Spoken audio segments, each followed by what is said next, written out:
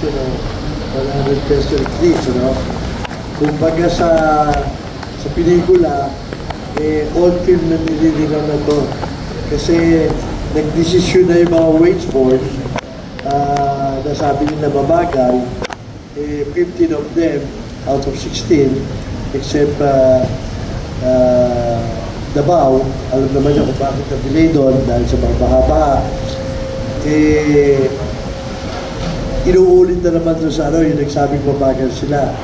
Ngayon yung umpisahan sa Senado. Hindi natin masyadong naiintindihan ng ating mga kababayan,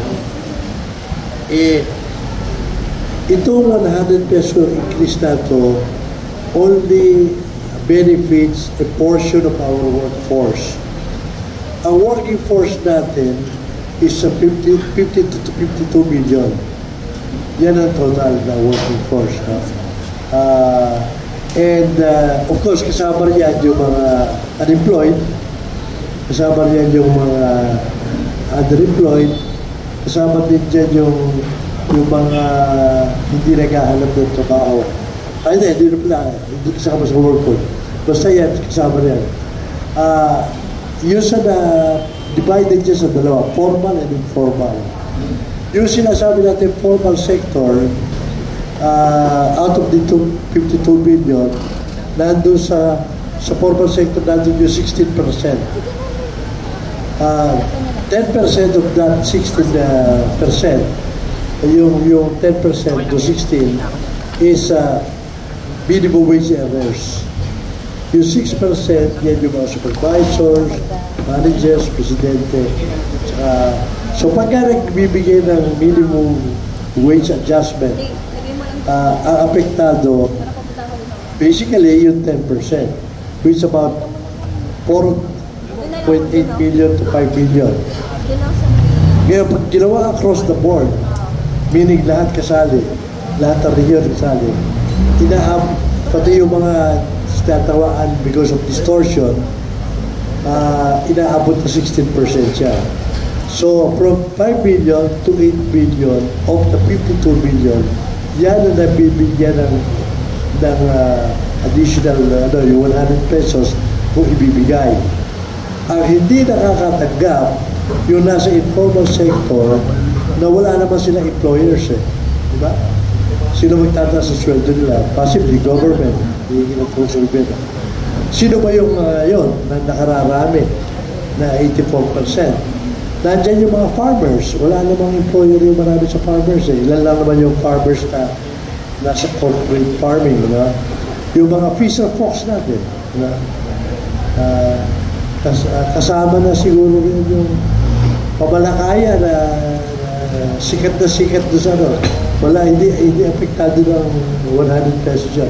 Yung mga drivers, tricycle drivers, jeepney drivers, pedicab drivers, hindi rin alaring employers yan Yung mga yung mga market vendors, yung ambulant vendors, yung mga sa kalye, hindi rin nakakatagim wala naman sila employers yung mga nasa tourism industries na iba na sa services, ala rin yan, hindi rin sweldohan yan, ala rin employer yan. Yung mga temporary sa mga construction, ala naman mga construction yan, hinaayos sila. So 84% hindi tatanggap noong 100 pesos. At tinatanong nga nila, may mga tumatawag sa amin ngayon, makita yung lumabas sa dyaryo yan, may mga tumatawag na farmers, may tumatawag na mga drivers, bakit daw sila hindi kasabang sa pirmahan, doon sa mga sulat. Sabi namin sana, yung mga organisasyon, kasi yung mga organisasyon yung pumipirma, pwede rin ba silang sumulat ng sarili para daw malaman naman ng mga legislators natin, small portion lang ng labor force, taon-taon binibigyan ng sa wage board. Sila hindi. Pero pagka tumataas ang presyo, kasama naman sila sa nahihirapan. Sabi nga ng isang farmer double whammy kami dito El Niño tsaka yung 100 pesos, Pag tinamaan tayo ng 100 pesos na yan, eh saan namin huhugutin yan? Yung mga, sabi nga rin sa congressman natin, eh, yung bibigay ng 100 pesos na yan sa minimum wage earner, temporary lang yan. Bakit? Sabi niya, after a few months, eh, aabutan ng taas ng presyo yan eh. Hindi mawawala. O, at least wala nung, ano sa kanila, wala na rin tinaas. Eh, parang yung hindi tumanggap. Yung 84%. Kaya nagre-reklamo yung ano, bakit kami kinakalimutan ng gobyerno, ng mga legislator natin? Bakit ko hindi kami iniintindi? Kaya wala naman kami ka-employers. Sinasabi nila, tataasin nila 100 para sa manggagawa. Eh kami, kayo manggagawa, magpipirwisyo kami. Yun ang problema. Pangalawa, pag-usapan naman natin yung nandun sa formal sector, yung 16%. Ano? Na sinasabi ng tutulak na binigyan namin ng tax break yun, yung mga malalaki. Pabili lang ng kotse yan, magbawas lang. Eh, alam mo, kung makikita nyo, ang ating mga enterprises ganito, 90% micro, 8% small, 1% is medium, less than 1% yung large. Totoo yun. Yung medium tsaka large, malalaking benta niyan, maaaring kaya nila. Wala. At marami naman sa kanila, nagbibigay ng sweldo na higit pa rin sa hinihingi. Dahil malalaki. Nakita mo yung ibang mga malalaking large, medium, kung magbigay ng Christmas bonus yan, 60, 70 months eh. So yung sweldo, hindi problema yun. Partly, yung sa small, 8% yun, baka yung mga 3% doon, medyo okay na konti. Yun yung pwedeng sabihin, bawas sa sweldo. Pero yung majority, the micro na 90%,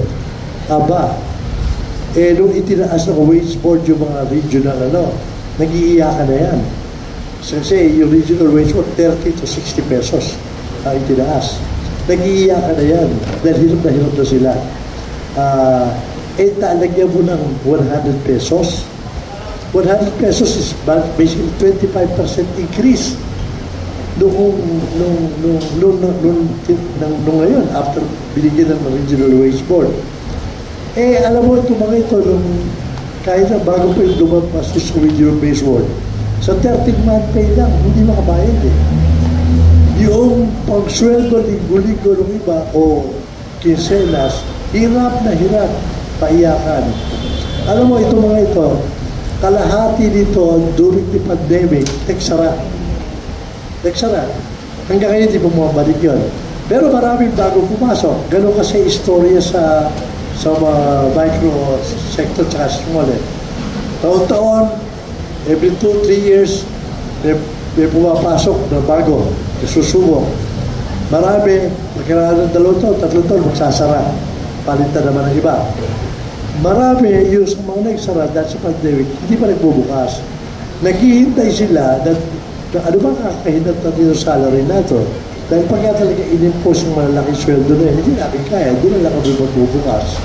Sayang yung pagkakataon dahil bumababa na tumataas na yung employment natin. Kahit paano, dumadami na yung investors, tulong ni Presidente, umikikot, nakikita namin na tumataas yung tsaka yung mga project, yung mga infrastructure project natin, yung mga talagang maraming na-hire dyan. So, yung mga partly, even yung 800,000 to 1 million na bagong pasok sa labor market, na mga bagong graduate o who came to age, partially na-address na yon. Even some of the informal sector, mga farmers, nabibigyan na ng trabaho ngayon. Yan ba'y haharangin natin dahil dito sa hindi maintindihan Ala pa akong nakausap na ekonomista o wag na lang yung ekonomistang private, yun na lang economic managers, lahat yan against that. Yung mga ekonomista, yung mga academician, wala pa akong nakausap na for that. Eh, ba't hindi binibigay? Yun naman ang mga marami sa manggagawa, lalo sa informal market, hindi naman sila makikinaba. Eh, bakit natin pinagpipilitan? Eh, kaya taon-taon, ina-address natin yung issue ng 5 million out of the 52 million. Taon-taon yan. Nung araw, 15 years ago, 20 years ago, ang pag naghihinap tayo ng investor, unang-una natin sinasabi, mababa ang sweldo doon sa Pilipinas. Not anymore. Kung hindi tayo pinakamataas, pangalawa tayo sa pinakamataas dito sa ating region. Kung hindi ko nagkakamali, ang mataas ang sa atin ngayon, Indonesia. Yun naman kasi Singapore, Brunei, wala namang minimum wage dyan. Napakaganda ng buhay dyan. Pero sa atin natin, pinakamataas na tayo. Nilampasan natin lahat yan. Dahil sa Regional Wage Board na sinasabi nila walang ginagawa. Taon-taon kasi kinataas eh. Yung hinihingi na nung 10 years ago na 150, unti-unti na ibigay na much more than that. Taon-taon kasi may binibigay, ano? Eh, yun na hindi natin maintindihan. Yung Regional Wage Board, tinayo ng Kongreso yan. Because ang ideal way to increase salary is collective bargaining. Pero ang ating mga organized, konti lang, at yung mga organized, pag nakikipag-negotiate, lalo na pa nga, makikipag-negotiate sa malaking na kumpanya, pakitahan ng financial statement, marami, lugi. Yung iba, marginal lang operation, makakakuha ng increase pag nag-negotiate ka ng 5 pesos, 10 pesos. Yun ang binibigay. Eh, kaya tinigilan na yung collective bargaining. Ang hinahabol na lang, naghihintay na lang ng taon-taon doon sa wage board. Ang nangyayari naman, kung mapapansin nyo, ito, meron tayong bisitang foreigner na baka di naman foreigner, Pilipina, Asa abroad, hinahanap ang Filipino workers dahil malakas ang productivity, magaling. Sa Pilipinas, napakababa na productivity ng workers natin. Why? Walang incentive eh. Dito, yung antiquated laws natin, mahirap terminatin yung empleyado kahit na nagnakaw na. Hindi mo matanggal. Hirap na hirap ka. Sabi nga ng ibang employer, pag nahihirapan terminate ng tao, mas madali pa kang maghihingi ng divorce kaysa sa mag-terminate ang empleyado rin sa Pilipinas eh. Yun ang problema. Bakit ka mo bumababa ang productivity? Unang-una, hindi ko pwede paalisin basta-basta. Proseso. So yun, hindi ka naman yung sweldo mo, taon-taon, kay masipag ka, kay hindi, ba't ka pa magsisipag? Eh, iitay mo na lang yung wage board. Lalo pa nga, kung biglang darating ang Senado, sasabihin ko, 100 pesos, kasama ka rin, kahit pinakatabad ka, na hindi ka matanggal. Yun ang problema natin. So, dapat na ayusin natin yung sistema, kakalatan, at i-address natin yung issue ng mga informal sector. Sila ang priority, sila mas nahihirapan, sila naiiwanan. Bakit taon-taon? Dahil malakas ang boses, organized, yung minimum wage earners na sila address natin. Yung mga walang boses, buti kayo naiintindihan nila ngayon na sila napapabayaan at nag-aano na. Yun ang dapat na i-address. Sabi ko nga sa inyo, magsabi kayo na ekonomista, nakakaintindi na sinasabi huwag gagawin yan, pero ginagawa. So, sino ang advisor nila? Eh, sila. Sino ang advisor nila? Yung mga nagsusulong. Eh, bakit nila ginagawa yan? Pahihirapan. Alam mo naman yung mga kumpanya, taasan mo sweldo, eh, wala namang pakialam yung tinaas mo sa benta nila. Walang pakialam sa kita nila. So, anong gagawin? Sa bayan. Kung pwede ko ipatong doon sa presyo ko, na pwede pang mabenta, papatong ko. Yun ang nagko-cause sa inflation. Ngayon, kung hindi ko na kaya ipatong, dahil yung mga competitor, ang gagawin, magbabawas ako ng tao.